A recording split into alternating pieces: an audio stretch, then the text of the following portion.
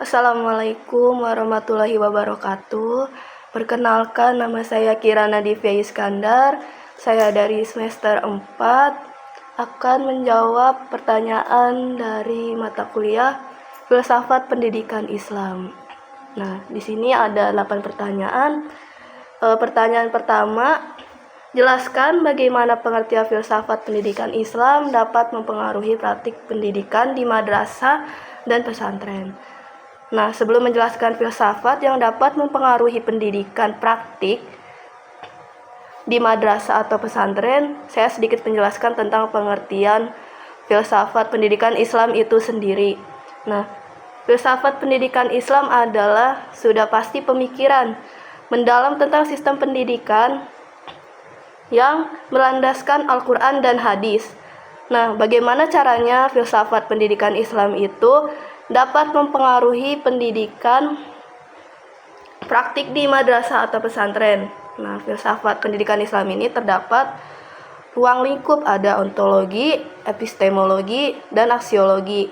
Nah, yang pertama ada ontologi. Nah, ontologi itu apa pengertian dari filsafat pendidikan Islam itu sendiri, atau apa pengaruh praktik pendidikan di madrasah atau pesantren. Nah, madrasah atau pesantren memiliki fungsi dan tujuan utama untuk memahami dan menjelaskan hakikat Tuhan dengan manusia serta hubungan antara keduanya. Nah, bisa dibalik-balik, Tuhan dengan manusia atau manusia dengan Tuhan. Selanjutnya ada epistemologi, adalah bagaimana cara kita untuk mengembangkan spiritual dan intelektual. Intelektual itu akal dalam konteks keislaman di madrasah atau pesantren.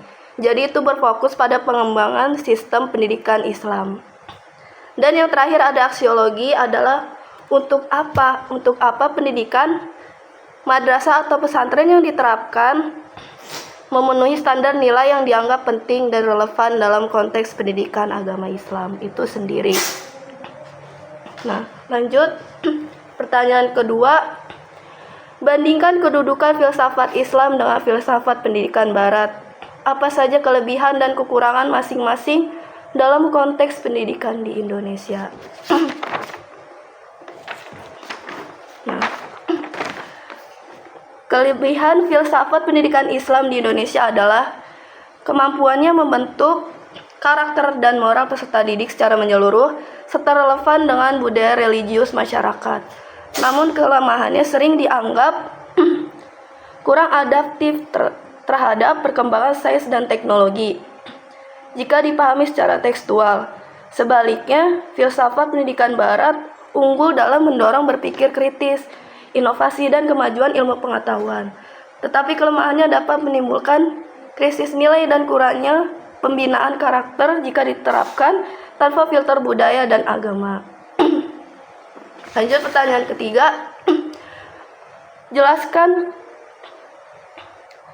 yang menggambarkan ruang lingkup filsafat pendidikan Islam.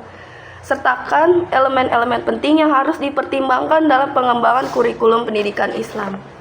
Nah, jawabannya, kerangka kerja filsafat pendidikan Islam menggambarkan ruang lingkup yang menyatukan 3 dimensi utama yang saya sebutkan tadi di jawaban nomor 1, yaitu ontologi, epistemologi, dan aksiologi yang berlandaskan pada Al-Quran dan hadis.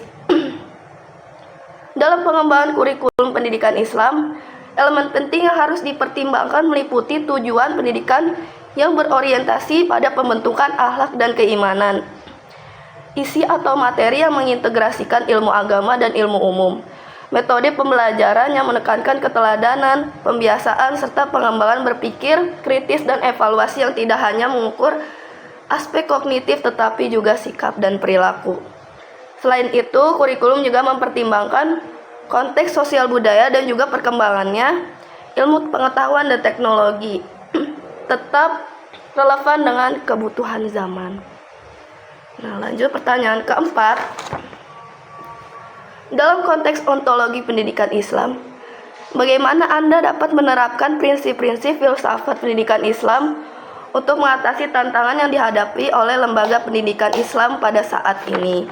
Nah, jawabannya, Dalam konteks ontologi pendidikan Islam, penerapan prinsip filsafat pendidikan Islam untuk mengatasi tantangan lembaga pendidikan saat ini yang dapat dilakukan dengan menegaskan kembali hakikat manusia sebagai makhluk holistik yang memiliki dimensi jasmani, akal, dan rohani. Sehingga proses pendidikan tidak hanya berfokus pada capaian akademik tetapi juga pembentukan karakter dan spiritualitas. Hal ini dapat diwujudkan melalui integritas antara ilmu agama dan ilmu umum dalam kurikulum.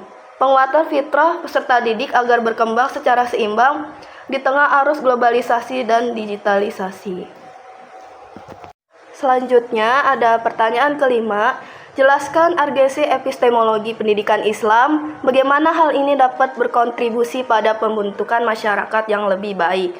Nah, jawabannya, urgensi epistemologi pendidikan Islam terletak pada penegasan sumber dan cara memperoleh ilmu yang tidak hanya bertumpu pada akal dan pengalaman empiris, tetapi juga wahyu sebagai sumber kebenaran tertinggi.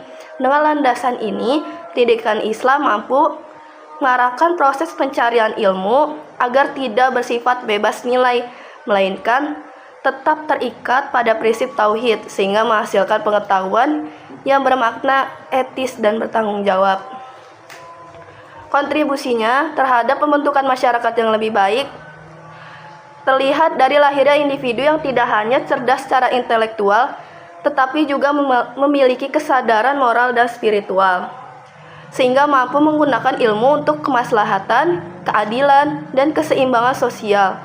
Dengan demikian, epistemologi pendidikan Islam mendorong terbentuknya masyarakat yang beradab, beretika, dan harmonis karena ilmu yang dikembangkan selalu diarahkan untuk kebaikan bersama, bukan sekedar kepentingan pragmatis. Lanjut pertanyaan ke-6. Tinjau aksiologi pendidikan Islam yang ada pada saat ini. Apa saja pendekatan yang paling efektif dalam meningkatkan kualitas pendidikan Islam dan mengapa?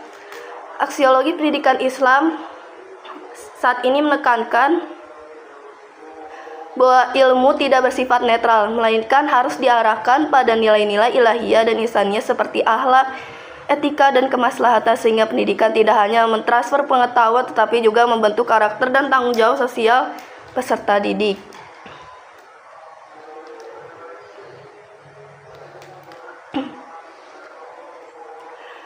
Dalam praktiknya, pendekatan yang paling efektif adalah integrasi nilai dalam seluruh proses pembelajaran, pemanfaatan teknologi digital yang interaktif, serta penanaman moderasi beragama. Integrasi nilai penting karena mampu menyatukan aspek kognitif, afektif, dan spiritual sehingga menghasilkan insan berakhlak, sementara pendekatan digital terbukti meningkatkan akses keterlibatan dari relevansi pembelajaran di era modern pada saat ini. Lanjut pertanyaan ke-7. Jelaskan rancangan program pendidikan yang akan Anda buat yang mengintegrasikan hakikat manusia dan hakikat pendidikan dalam konteks pendidikan Islam. Apa saja komponen utama yang harus ada dalam program tersebut? Nah, rancangan program pendidikan dalam konteks pendidikan Islam yang mengintegrasikan hakikat manusia dan hakikat pendidikan berangkat dari pemahaman bahwa manusia adalah makhluk holistik, yaitu jasmani, akal, dan rohani yang memiliki fitrah untuk berkembang menuju insan kamil. Sehingga program dirancang tidak hanya berorientasi pada transfer ilmu, tetapi juga pembinaan iman, akhlak, dan keterampilan hidup. Program ini dapat diwujudkan melalui kurikulum integratif yang menggabungkan ilmu agama dan ilmu umum, pembelajaran berbasis nilai atau value-based learning, serta lingkungan pendidikan yang religius dan humanis agar potensi peserta didik berkembang secara seimbang. Nah, di sini ada komponen utamanya dalam program tersebut mencakup tujuan pendidikan yang menekankan pembentukan karakter dan spiritualitas, materi pembelajaran yang terintegrasi antara wahyu dan sains, metode pembelajaran yang aktif dan kontekstual seperti keteladanan, pembiasaan, dan problem solving atau bisa disebut pemecahan masalah, serta evaluasi yang menilai aspek kognitif, afektif, dan psikomotorik secara menyeluruh. Selain itu perlu adanya dukungan lingkungan atau hidden curriculum dan pemanfaatan teknologi agar program tetap relevan dengan perkembangan zaman sekaligus menjaga nilai-nilai Islam itu sendiri. Selanjutnya pertanyaan terakhir, pertanyaan ke-8, yaitu dalam konteks demokratisasi pendidikan, bagaimana Anda melihat peran filsafat pendidikan Islam dalam menciptakan sistem pendidikan yang inklusif dan adil? Nah, jawabannya, dalam konteks demokratisasi pendidikan, filsafat pendidikan Islam berperan penting dalam menciptakan sistem yang inklusif dan adil karena berlandaskan pada prinsip tauhid, kesetaraan manusia, dan keadilan sosial tanpa membedakan latar belakang suku, ekonomi, maupun kemampuan. Pendidikan Islam memandang setiap individu memiliki potensi atau fitrah yang harus dikembangkan secara optimal, sehingga akses dan kesempatan belajar harus diberikan secara merata. Prinsip ini berjalan dengan nilai keadilan atau adil dan persamaan musawah yang menjadi dasar dalam pengembangan sistem pendidikan yang tidak diskriminatif. Nah, implementasi yang relevan dapat dilihat pada penerapan pembelajaran diferensiasi di kelas, penyediaan akses pendidikan bagi peserta didik berkebutuhan khusus di madrasah inklusif, serta integrasi nilai toleransi dan moderasi beragama dan kurikulum. Selain itu, penggunaan metode pembelajaran partisipatif yang memberi ruang suara kepada peserta didik juga mencerminkan prinsip demokratis dalam pendidikan Islam. Pendekatan ini efektif karena mampu mengakomodasi keberagaman peserta didik sekaligus menanamkan nilai keadilan dan kebersamaan dalam kehidupan sosial. Mungkin segitu saja dari saya, kurang lebih mohon maaf. Wabillahi taufik wal hidayah. Wassalamualaikum warahmatullahi wabarakatuh.